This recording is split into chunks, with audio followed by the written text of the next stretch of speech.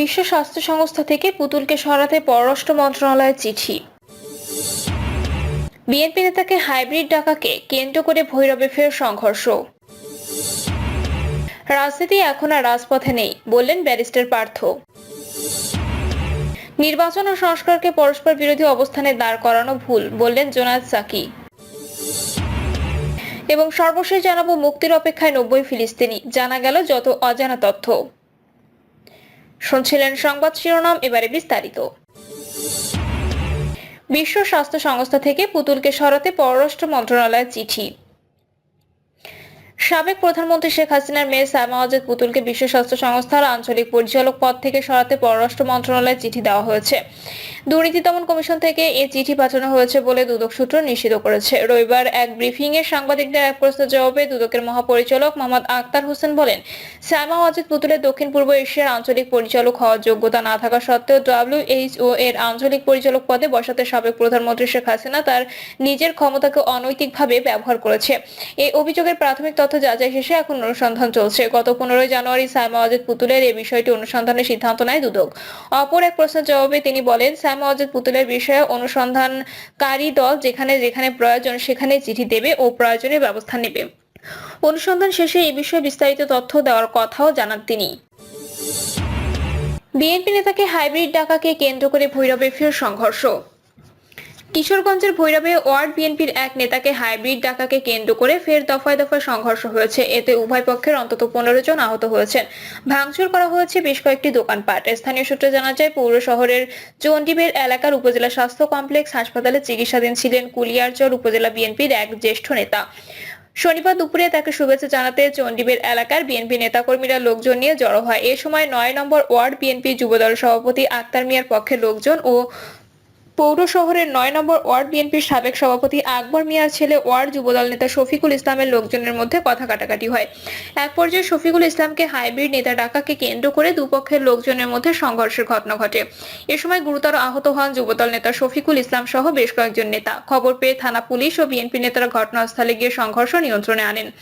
আজ বিকেলের দিকে উভয় পক্ষ আবারও সংঘর্ষে জড়িয়ে পড়ে। খবর পেয়ে পুলিশ ও সেনা সদস্যরা ঘটনাস্থলে আসেন। রাজনীতি এখন আর রাজপথে নেই বললেন ব্যারিস্টার পার্থ। বাংলাদেশ জাতীয় পার্টির চেয়ারম্যান ব্যারিস্টার আন্দালিব রহমান পার্থ বলেছেন, রাজনীতি এখন আর রাজপথে নেই, রাজনীতি 4 দেয়ালের মধ্যে ঢুকে গেছে। হাইকমান্ড থেকে নির্ধারণ হয় কে নেতা হবে। ব্যারিস্টার পার্থ বলেন, সত্যি কথা বলতে অভিযোগ করে লাভ নেই। রাজনীতি যখন যে ধরনের শেপ নেবে সেটার সঙ্গে আমাদের খাপ খাওয়াতে হবে। আজ থেকে 10 বছর পরে রাজনীতি অন্য শেপ নেবে। রাজনীতিতে অভূতপূর্ব পরিবর্তন উল্লেখ করে তিনি বলেন, এখন রাজনীতি হলো ফেসবুকে আন্দোলন হয়। কারণ রাজনৈতিক নেতারা মাঠে বক্তব্য দেবে, সেখানে 5000 মানুষ শুনবে বা দেখবে, কিন্তু অন্য নেতারা ফেসবুকে বক্তব্য দেবেন, এতে 50 লাখ মানুষ দেখবে। এখন যদি কোনো নেতা ফেসবুক না চালিয়ে ঘরে বসে ভাব ধরে বসে থাকেন, এর মানে এ যুগের থেকে বাইরে চলে যাচ্ছেন এবং রাজনীতি থেকে দূরে সরে যাচ্ছেন। ব্যারিস্টার পার্থ বলেন, আমার রাজনৈতিক আদর্শ হলো ভালোভাবে কাজ করব, সততার সঙ্গে কাজ করব। রাজনৈতিক আদর্শ যদি কাউকে মনে করতে হয়, তাহলে আমার আদর্শ হযরত মুহাম্মদ, ওনার চেয়ে আর কেউ বড় রাজনীতিবিদ নেই।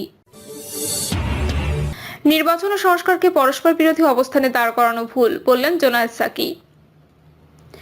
গণসংহতি আন্দোলনের প্রধান সমন্বয়ক জোনায়েদ সাকি বলেছেন, সব সংস্কার নির্বাচনের আগে সম্ভব নয়। সংবিধানের মৌলিক কাঠামোগত সংস্কার করতে হলে নির্বাচিত প্রতিনিধি লাগবে।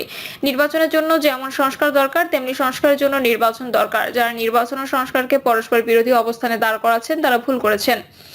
নির্বাচন ও সংস্কার একই বিষয়। গণসংহতি আন্দোলনের প্রধান সমন্বয়ক বলেন, আন্দোলনের মাধ্যমে একটা নতুন যাত্রা এসেছে, এ যাত্রা সফল করতে হবে। আমরা যেন ব্যর্থ না হই। আমরা একটা সরকারের পতন করেছি, সে সরকারটা ফ্যাসিস্ট ছিল। জোনায়েদ সাকি বলেন, আমার একটা সরকারের পতন ঘটিয়েছি, যে সরকার একটা ফ্যাসিস্ট সরকার জারি করতে চেয়েছিল, অনেকটা সক্ষম হয়েছিল। গুম খুম, অত্যাচার, নির্বিচার হত্যাকাণ্ড, বিরোধী মত দমন, নানাভাবে বিভাজন সৃষ্টি, নিষিদ্ধ করা, এই সবগুলো তার অস্ত্র।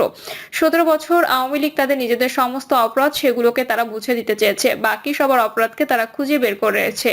আমরা কি শুধু আওয়ামী লীগের অপরাধ খুঁজে বের করব? বাকিদের কোনো অপরাধ নেই? ন্যায় বিচার ছাড়া কোনো দেশ এগোতে পারে না। গণসংহতি আন্দোলনের প্রধান সমন্বয়ক বলেন, ক্ষমতার অপব্যবহার শুধু গত 15 বছর হয়েছে তা নয়, আগে হয়েছে, সেটা স্বীকার করতে হবে। অভ্যুত্থান হয়েছে, আমাদের সন্তানরা জীবন দিয়েছে, যারা অভ্যুত্থানের শক্তি তারা নিজেরাও যেন বদলায়।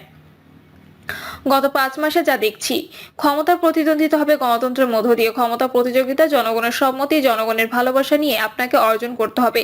আগেভাগেই সব দখল করে নিতে চাইছেন, সেটা কোনো ক্ষমতার প্রতিযোগিতা না। আপনারা একই পথে হাঁটছেন, এসব ফ্যাসিবাদের বদলে গণতন্ত্রের পথে যেতে পারবো কিনা সেই প্রশ্ন জাগাচ্ছে। জোনায়েদ সাকি আরো বলেন, এই অভ্যুত্থানে সকলের মধ্য দিয়ে হয়েছে, ছাত্রদের অগ্রণী ভূমিকা আমরা স্বীকার করি। বাংলাদেশের যে ঐক্য সেটা ধরে রাখা দরকার। এখানে কেউ একক সিদ্ধান্ত নিতে পারেন না, কারো সিদ্ধান্ত কারো উপর চাপে দিতে পারেন না। এটার পদ্ধতিগত পথ হবে সমঝোতা। তিনি বলেন, এখন আলাপ আলোচনার মধ্য দিয়ে বাংলাদেশে কোনো সংস্কার নির্বাচনের আগে করা যাবে, সেটা করতে কতদিন সময় লাগবে, তার মধ্য দিয়ে নির্বাচন কোন মাসে কোন তারিখে হবে, এই পুরো রোডম্যাপটি আগামী কিছুদিনের ভেতর তৈরি করা সম্ভব। আমাদের সংবিধান সংশোধন কি পঞ্চদশ ত্রয়োদশ সংশোধনের মতো হবে, যেটাকে আদালত বাতিল করে দেবেন? সেই রকম ব্যবস্থা যাতে না হয়, আগামী নির্বাচন হওয়া উচিত সংবিধান সংস্কার নির্বাচন। সংস্কার হতে হবে জনগণের সম্মতির ভিত্তিতে। সেই জায়গায় আগামী নির্বাচন হওয়া দরকার। মুক্তির অপেক্ষায় 90 ফিলিস্তিনি, জানা গেল যত অজানা তথ্য। দীর্ঘ 15 মাসের ইসরায়েলি আগ্রাসনের পর অবশেষে গাজায় কার্যকর হয়েছে যুদ্ধবিরতি। স্থানীয় সময় বেলা 11:15টায় যুদ্ধবিরতি কার্যকর হয়। যুদ্ধবিরতি চুক্তির অংশ হিসেবে এদিন 3 নারী জিম্মিকে মুক্তি দিয়েছে ফিলিস্তিনের স্বাধীনতাকামী সংগঠন হামাস। তাদেরকে স্থানীয় সময় সন্ধ্যায় মুক্তি দেওয়া হয় বলে নিশ্চিত করেছে ইসরায়েলি প্রধানমন্ত্রীর কার্যালয়। এদিকে হামাসের হাতে থাকা 3 বন্দীর মুক্তির বিনিময়ে 90 জন ফিলিস্তিনি বন্দী মুক্তি পেতে যাচ্ছেন, যাদের মধ্যে 69 জন নারী বলে জানিয়েছেন বার্তা সংস্থা এপি। এদের মধ্যে সর্বকনিষ্ঠ বন্দী হলেন মাহমুদ আলী ওয়াত নামে 15 বছরের এক কিশোরী। মুক্তিপ্রাপ্তদের তালিকায় রয়েছেন 62 বছর বয়সী খালিদা জার্রার, যিনি popular front for the liberation of Palestine এর একজন শীর্ষ নেতা। নিউ ইয়র্ক ভিত্তিক হিউম্যান রাইটস ওয়াচ জানিয়েছে, তার বারবার গ্রেপ্তার হওয়াটা অহিংস রাজনৈতিক বিরোধিতার উপর ইসরায়েলের দমননীতির অংশ। এছাড়াও মুক্তি পেতে যাচ্ছেন জালাল খাশিব নামে 53 বছর বয়সী এক নারী, যিনি প্রয়াত হামাস নেতা সালেহ আরৌরির বোন। সালেহ আরৌরি 2024 সালের জানুয়ারিতে বৈরুতে দক্ষিণাঞ্চলের একটি এলাকায় ইসরায়েলি হামলায় নিহত হন। মুক্তিপ্রাপ্তদের তালিকায় আরো রয়েছে 68 বছর বয়সী আবলা আবদেল রাসুল, তিনি পিএফএলপি নেতা আহমদ সাদাতের স্ত্রী। আহমদ সাদাতের বিরুদ্ধে 2001 সালে ইসরায়েলের পর্যটন মন্ত্রী রেহাভাম জেভির হত্যাকাণ্ডের নির্দেশদাতা হিসেবে অভিযোগ আনা হয় এবং তিনি 30 বছর ধরে সাজা খাটছেন। এদিকে আল জাজিরার প্রতিবেদন অনুযায়ী মুক্তি পাওয়া বন্দীদের তালিকায় অন্তত 12 জন যুবক এবং নাবালক রয়েছেন, যাদের মধ্যে কিছু সংখ্যক বয়স 19 বছরের কম। আল জাজিরার সাংবাদিক নিদা ইব্রাহিম জানিয়েছেন, অনেক শিশু এবং নাবালক ইসরায়েলি বাহিনীর প্রতি পাথর নিক্ষেপের অভিযোগে আটক হয়েছেন। তিনি বলেন, আমরা এখানে অপেক্ষাকৃত কম সাহায্যপ্রাপ্তদের কথা বলছি। বন্দীদের তালিকায় শত শত নাম উল্লেখ রয়েছে, যাদের অধিকাংশকেই প্রশাসনিক আদেশে আটক করা হয়েছে। আর এটি মূলত ইসরায়েলি দমন নীতিরই একটি অপকৌশল, যা কোনো প্রকার আইনি প্রক্রিয়া ছাড়াই মানুষকে অনির্দিষ্টকালের জন্য কারাগারে রাখার জন্য ব্যবহৃত হয়। আর এই প্রশাসনিক আটকাদেশ বারবার নবায়ন করা হয়।